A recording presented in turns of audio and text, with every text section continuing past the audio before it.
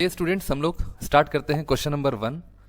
First question में कह रहा है कि how is sodium hydroxide manufactured in industries. देखिए सोडियम हाइड्रोक्साइड को इंडस्ट्री में मैन्युफैक्चर करते हैं थ्रू ब्राइन सॉल्यूशन। जब हम इलेक्ट्रिसिटी को पास करते हैं through aqueous solution of sodium chloride, जैसे NaCl है, इसको हमने क्या किया, हमने जब इसके through aqueous solution of sodium chloride के थ्रू जब हम इलेक्ट्रिसिटी को पास करते हैं तो हमें यहाँ पे क्या मिल जाता है, हमें यहाँ पे sodium hydroxide along with chlorine मिल जाता है। सही है ना। तो ये हमारा ऑप्शन होगा फर्स्ट नंबर, तो आप इसको याद रखिएगा। When water is passed through the aqueous solution of sodium chloride, तो वाटर तो खैर नहीं है यहाँ पे, है ना, इलेक्ट्रिसिटी को पास करते हैं।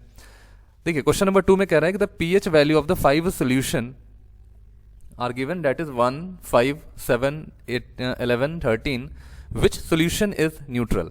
तो आपको बताना है न्यूट्रल कौन सा सोल्यूशन होगा, तो आपको यहाँ पे 7 देखना है, तो C नंबर हमारा ऑप्शन हो जाएगा। ठीक है ना, तो न्यूट्रल सोल्यूशन हमारा C हो जाएगा। क्वेश्चन नंबर 3 में कह रहा है कि manganese metal is extracted from manganese dioxide by the reduction process of by making use of, है ना। तो देखिए सबसे पहले हम लोग यहाँ पे देखेंगे मैंगनीज मेटल को एक्सट्रैक्ट करना है from manganese dioxide by the reduction process by which of by making use of. तो मैंगनीज से ज्यादा रिएक्टिव कौन सा है, तो जो भी मैंगनीज से ज्यादा रिएक्टिव होगा वो मैंगनीज को क्या कर देगा, डिस्प्लेस कर देगा। यानी कि हमारा इन चारों ऑप्शन में देखिए कार्बन, इलेक्ट्रोलिसिस, हाइड्रोजन, चूंकि इलेक्ट्रोलिसिस एक प्रोसेस है, हाइड्रोजन बिल्कुल, यहाँ पे एल्यूमिनियम, तो एल्यूमिनियम हम देखेंगे एल्यूमिनियम मैंगनीज डाइऑक्साइड से, एल्यूमिनियम मैंगनीज डाइऑक्साइड से यहाँ पे मैंगनीज को डिस्प्लेस कर देगा और खुद एल्यूमिनियम ऑक्साइड Al2O3 का फॉर्मेशन कर लेगा। तो हमारा ऑप्शन हो जाएगा D नंबर। फिर कह रहा है कि how would you distinguish between baking soda and baking powder, baking soda and washing soda by the heating. तो देखिए बेकिंग सोडा और हमारा जो वॉशिंग सोडा है उसमें हम लोग यहाँ पे ध्यान से देखते हैं, अगर हमने वॉशिंग सोडा को हीट किया तो वो अपने वाटर ऑफ क्रिस्टलाइजेशन को रिलीज करेगा, और अगर हमने बेकिंग सोडा को हीट किया, NaHCO3 को हीट किया, तो ये हमें CO2 गैस दे देगा। तो यहाँ पे कह रहा है कि on heating baking soda carbon dioxide gas is given out that turns lime water milky. सही बात है, कैल्शियम हाइड्रोक्साइड को ये कैल्शियम कार्बोनेट में कन्वर्ट कर देता है। While on heating washing soda water of crystallisation is given out, तो ये हमारा ऑप्शन हो जाएगा। On heating washing soda carbon dioxide is given out, तो ये ऑप्शन हमारा गलत है, तो हमारा ऑप्शन हो जाएगा A नंबर। 5 में कह रहा है कि dash is found by sharing of 2 pair of electron.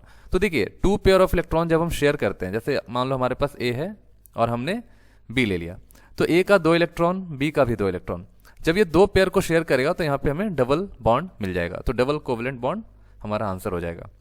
कह रहा है कि bleaching powder is use to bleach, यहाँ पे देख लीजिए leaves, tree trunk, wood pulp and steam, तो हम यहाँ पे वुड पल्प करते हैं। ठीक है, वुड पल्प हमारा करेक्ट आंसर है। A solution of substance X is used for white washing, white washing में हम लोग कैल्शियम ऑक्साइड को यूज करते हैं। नेक्स्ट में the metal which can produce amphoteric oxide. तो देखो मैंने आपको बताया था एम्फोटेरिक ऑक्साइड में कौन कौन से एलिमेंट्स होते हैं, ZnAl, beryllium, gallium, Pb, lead, एसेंस, ठीक है, टिन। तो यहाँ पे जिंक और एल्यूमिनियम जो है, जिंक और एल्यूमिनियम ये हमारा एम्फोटेरिक नेचर का होता है। और ऐसे भी हम याद कर सकते हैं, जॉन अली ने बेकार गाया Punjabi song, ZnAl, BeGa, PbNSN, John Ali ने बेकार गाया पंजाबी सॉन्ग। और यहाँ पे एक होता है आज, AS, आज सब, ठीक है, एंटीमनी, BI मतलब भिखारी, IN का मतलब इंदौर और G का मतलब जर्मेनियम गए, तो आज सब भिखारी इंदौर गए। तो यहाँ पे ये दोनों आप लाइन याद रखेंगे। पूरे पीरियोडिक टेबल में इतने ही एम्फोटेरिक मेटल्स होते हैं और इतने ही एम्फोटेरिक ऑक्साइड्स होते हैं जिनका एसिडिक और बेसिक नेचर होता है। Silver and gold react with oxygen at high temperature, बिल्कुल सही बात है ना। सिल्वर और गोल्ड जो है वो बहुत ही ज्यादा इनर्ट होता है, वो हाई टेम्परेचर पे ही रिएक्ट करेगा। The strength of N acid और alkali can be tested by using pH scale. Why does the Millikan shift the pH of the fresh milk from 6 to slightly alkaline? यानी कि हम pH का value 6 से थोड़ा सा ज़्यादा लेते हैं, है ना। ऐसा क्यों करते हैं, क्योंकि जो कर्ड का फॉर्मेशन है वो थोड़ा सा टाइम लगे, है ना। तो यहाँ पे हम देख सकते हैं by making the milk more alkaline it takes less time to turn into curd, तो लेस टाइम तो होता नहीं है। By making the milk more alkaline it takes more time to turn into curd, तो हमारा ऑप्शन नंबर B हो जाएगा। ठीक है, चूंकि हमें पता है कि जो हमारा मिल्क होता है उसमें हम लोग उसमें एक्चुअली एसिड होता है, लैक्टिक एसिड होता है, तो हम क्या करते हैं जब मिल्क जो है, जो मिल्क हमारा होता है, वो अगर आप उसे गर्म नहीं करेंगे, बॉईल नहीं करेंगे, तो वो क्या होता है ना कि वो धीरे धीरे कर्ड में कन्वर्ट होने लगेगा। तो हम लोग उसको क्या करते हैं, हम लोग उसके अंदर एल्कलाइन सॉल्यूशन डालते हैं, या हम लोग सोडियम बाइकार्बोनेट हम यूज़ करते हैं, जनरली वो हमारा बेकिंग सोडा होता है।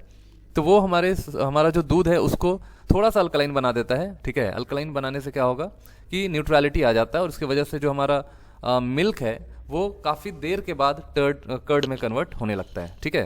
तो हमारा ऑप्शन नंबर बी हो जाएगा। फिर क्वेश्चन नंबर 12 देखते हैं। Which gas is used in the manufacturing of ammonia in fertilizer? Chlorine नहीं, ऑक्सीजन नहीं, हाइड्रोजन बिल्कुल। हाइड्रोजन और नाइट्रोजन को हम अगर कंबाइन करते हैं तो यहाँ पे हमें अमोनिया मिल जाता है, जो कि फर्टिलाइजर में यूज होता है। तो हमारा करेक्ट ऑप्शन होगा बी। कह रहा है कि ब्लैक मेटल ऑक्साइड, ठीक है, XO2 is used in catalyst in preparation of oxygen from potassium chlorate. KClO3 से हमें क्या करना है, हमें KCl प्लस O2 बनाना है, और इसके लिए हमें चाहिए MnO2। यहाँ से आपको हिंट मिल गया। तो पोटेशियम क्लोरेट से हमें ऑक्सीजन और KCl मिलता है, और इसके लिए हम जो कैटलिस्ट यूज करते हैं दैट इज मैंगनीज डाइऑक्साइड। तो फर्स्ट वाले से ही हमें क्लू मिल गया कि मैंगनीज डाइऑक्साइड होगा, ठीक है। ड्राई सेल में भी मैंगनीज डाइऑक्साइड यूज होता है, आपको पता होगा, ठीक है। ये can not reduce satisfactorily with carbon to form metal X, ठीक है। फिर आगे यहाँ पे हम लोग ऑप्शन देखेंगे, manganese dioxide, aluminium and chromium. तो हमारा ऑप्शन हो जाएगा मैंगनीज डाइऑक्साइड। फिर कह रहा है क्वेश्चन 14 में carbon monoxide react with oxygen, ठीक है, ऑक्सीजन के साथ टू फॉर्म कार्बन डाइऑक्साइड।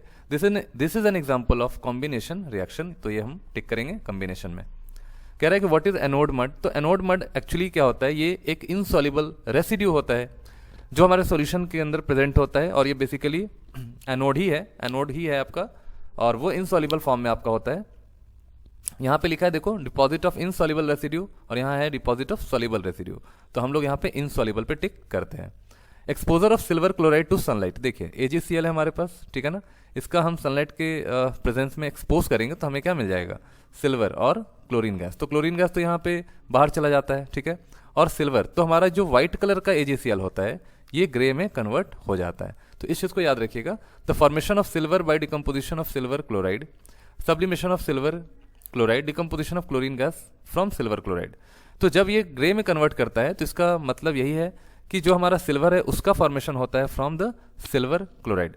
यहाँ पे देखिए लिखा हुआ है डिकम्पोजिशन ऑफ क्लोरीन गैस, तो ये तो होगा ही नहीं, सब्लिमेशन नहीं होगा। यहाँ पे कौन सा होगा, decomposition of silver chloride, AgCl का डिकम्पोजिशन, ठीक है। तो ये चीज़ याद रखिएगा, एंडोथर्मिक रिएक्शन है आपका। नेक्स्ट में हम बात करते हैं